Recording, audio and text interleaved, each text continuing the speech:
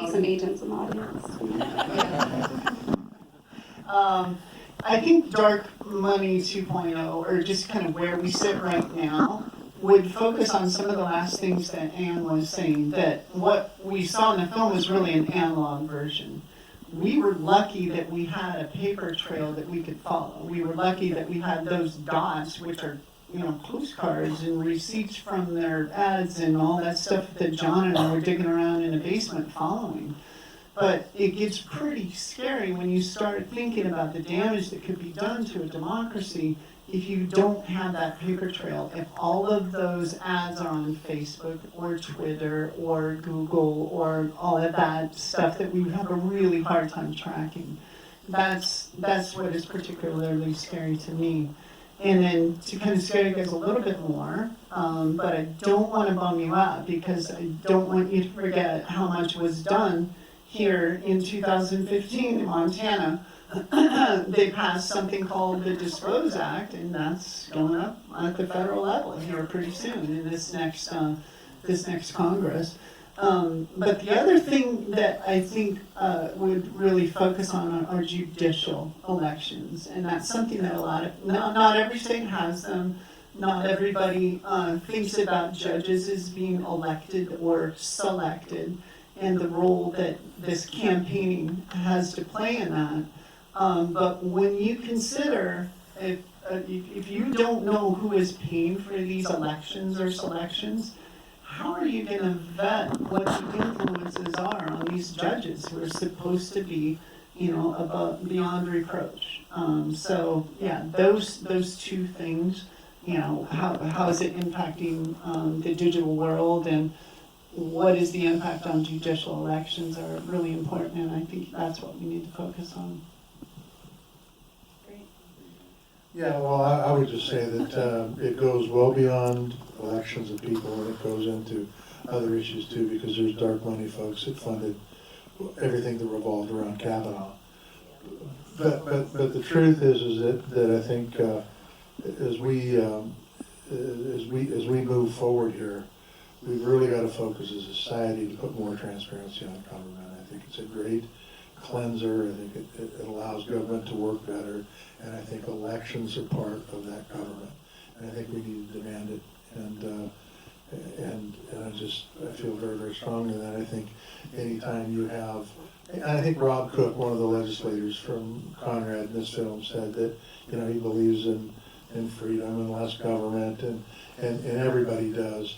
But the bottom line is you've got people out there that have the ability to speak now because of the Citizens United decision in a much louder voice than everybody that I know, quite frankly. And they're able to make influences on public officials, especially in Washington, D.C., but even in state legislature, that cause a real paralysis around making decisions on big issues. Whether it's infrastructure, whether it's climate change, whether it's healthcare, you can go down the list. The reason I believe that things don't get done in Washington, D.C. anymore is because we've got the dark money flowing into these campaigns, and folks are either looking over their left shoulder or their right shoulder, depending what district or what state they come from. And it causes real paralysis.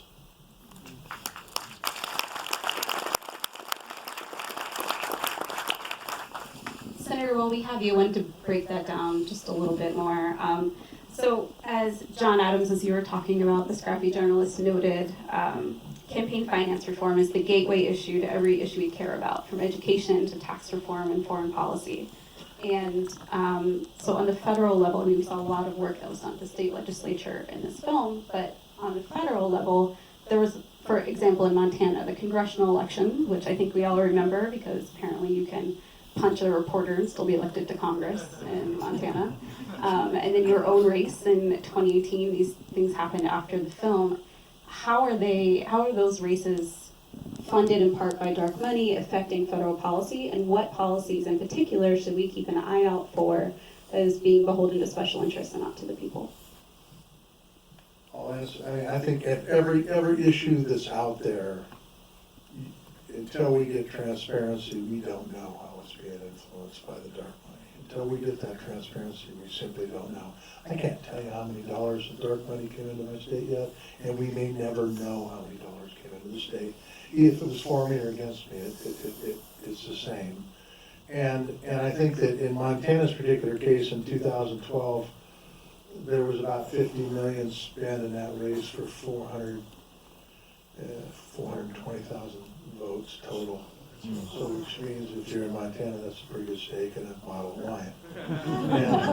And that's a little, in my opinion, if you roll that back 20 years before, it was a few $1 million for that race. I mean, literally a few $1 million, not $50 million. And I can tell you, I believe anyway, that the voters are not better prepared when they go to the polls, regardless what the guy from the lawyer from ATP says, because there's so much information that's put out that is not accurate that I think it confuses voters, and it makes voters not know the truth and not know who's out there working for them. And I think the fact that Lou Jones and Rob Cook were on your film, Dark Money, talking about that exact stuff, proves that it isn't a Democrat issue or a Republican issue, it's an American issue.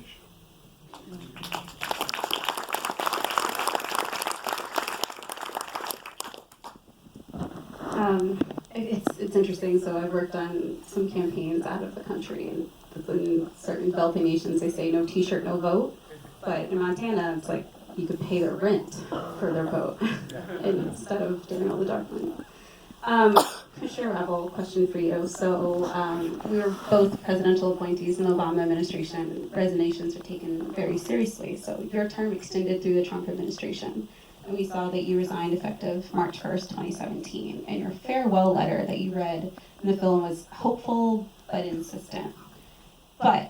So now the FEC is missing an entire third of its members. There's only one Democrat on it.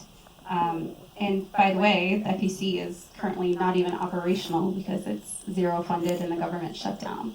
And practically every week for the next few weeks, someone's going to announce their presidential campaign. So what happened and what is happening over at the FEC? Give us some insider knowledge. You mean We didn't what see happened? Oh, that you didn't see the film. Well, you all saw Don McGahn in one scene of this film, and Don McGahn. The backstory of this is Don McGahn was not on the FEC and wanted to be, and apparently wasn't going to be appointed. The appointments, while they're presidential appointments, many of them, in fact, all the ones of my colleagues were appointed by either the majority leader or the minority leader of the Senate. I was appointed by Obama because I had worked previously in the administration. So McGahn went to McConnell and said, I liked it, and I've heard this on very good authority, I would like to be the chair, and if you appoint me together with two other Republicans, and we will all vote as a bloc, I can assure you that nothing will ever happen, because it requires 4 votes in order for anything of any consequence, in particular any enforcement or any regulations.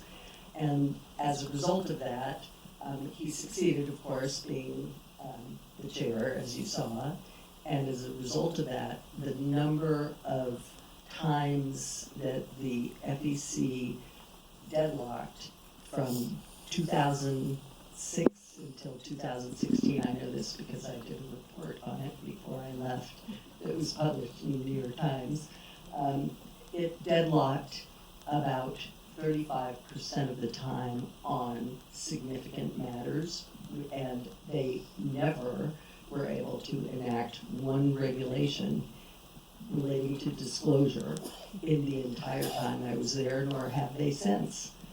So, the question about what's going on now, it's actually not much different than what went on when I was there, because it was impossible to actually enforce the law, since the Republicans did not believe in the law. I'm watching the senator's facial expressions over here.